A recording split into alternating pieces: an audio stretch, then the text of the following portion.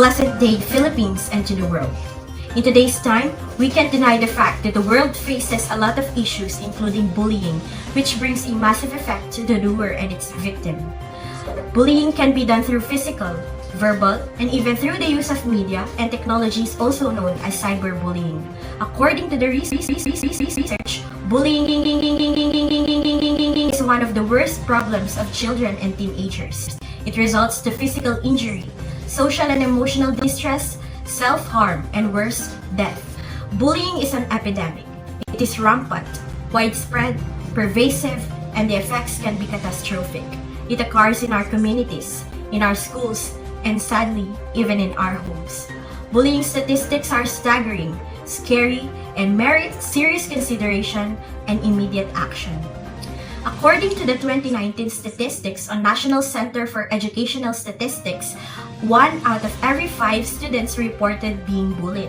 A higher percentage of male, which equivalent to 6% than of 4% female, report being physically bullied, whereas a higher percentage of 18% of female than of 9% male students reported being the subjects of rumors, and 7% of female compared to 4% of male being excluded from activities on purpose.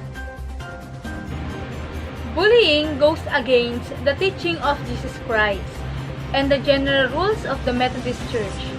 Sadly, today it is likely that all children experience bullying in one or more ways. As a victim, as silent bystander, as victimizer, or as a disciple. There are 2 resources lists or sample against or anti-bullying policy will support and guide the children. First is helping children address bullying and sample anti-bullying policy. According to Ephesians chapter 4, verses 1 to 4, says, "Conduct yourself with all humility, gentleness, and patience. Accept each other with love, and make every effort to preserve the unity of the Spirit with the peace that ties you together." Bullying can cause depression and lead to suicide. There are young people between ages 10 to 14 who bullied and dead because of suicide. In fact, there was a case where he committed suicide because of bullying. Each month, more than 300,000 children are bullied. Every school day, 160,000 American children stay home to avoid being bullied. According to the HowToStopBullying.com, in the wake of several publicated and suicide this year, attention has become increasingly focused on the fruit of bullying and what is being called bullycide.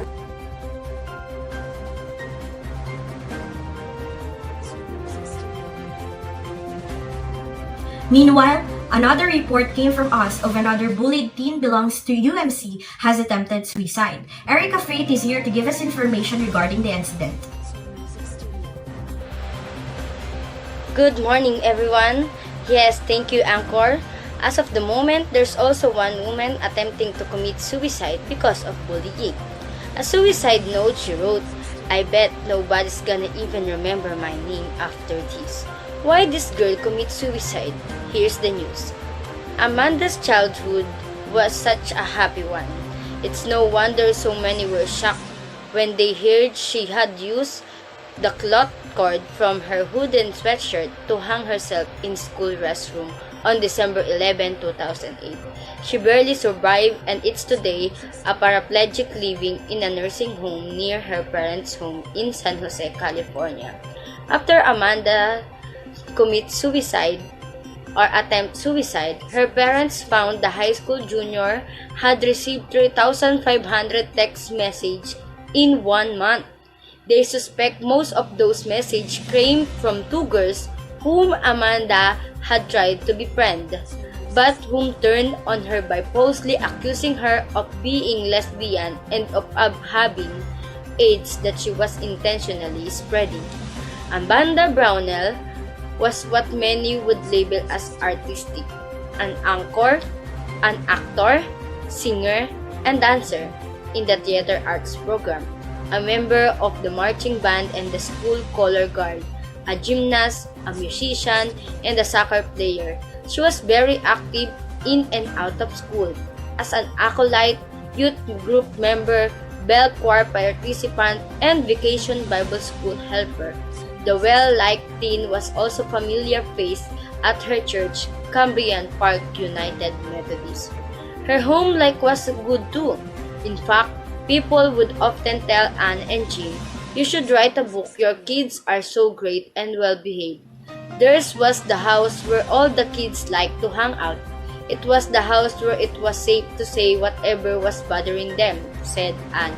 We always talked about anything and everything. There was no subject off limits. Every day I asked her how things were going to school, and she told me a little but acted like what was going on no big deal. Her mother said she thought she was strong enough to handle it. So did her friends. They all thought they could deal with it, but they could not. Every day, Anne Brownell and her husband Jim pray for their 18-year-old daughter Amanda to improve, to show signs she's still here, if different from the girl she used to be. If she were the same girl, not the one lying almost paralyzed in a hospital bed, she would be laughing aloud, probably singing a raucous show tune, and definitely giving bear hugs.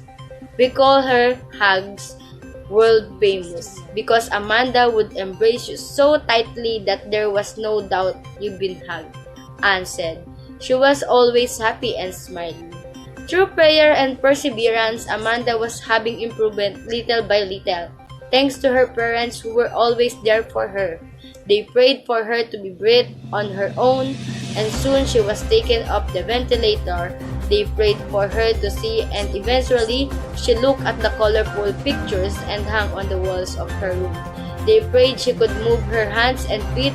Now she does that and more. She can stretch her legs and even hold her head up. They prayed she could talk again, and every day she struggled to make more sounds. And then they know she is trying. And that's our news for today. I'm Erica Faith B. Rodriguez, your news reporter. Back to you, Anchor.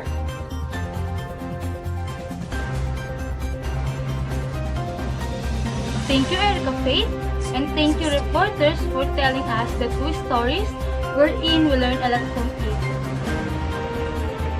Being victim of bullying is the most difficult experience that the child can encounter. Bullying can lead the students in depression, anxiety, and suicide attempt. It is important to focus in this issue because this is the most difficult issue that the children can experience. And as a human and as a Christian, we must teach the children to love others and share the love from God. Let us be the people who brings hope to the hopeless and become a channel of God's love more than the people who causes others to be destroyed or worse, to lose their life. We don't know what others are going through. Let us choose to be kind all the time. Once again, I'm Manansala of HMC News. And I am Garcia of HMC News.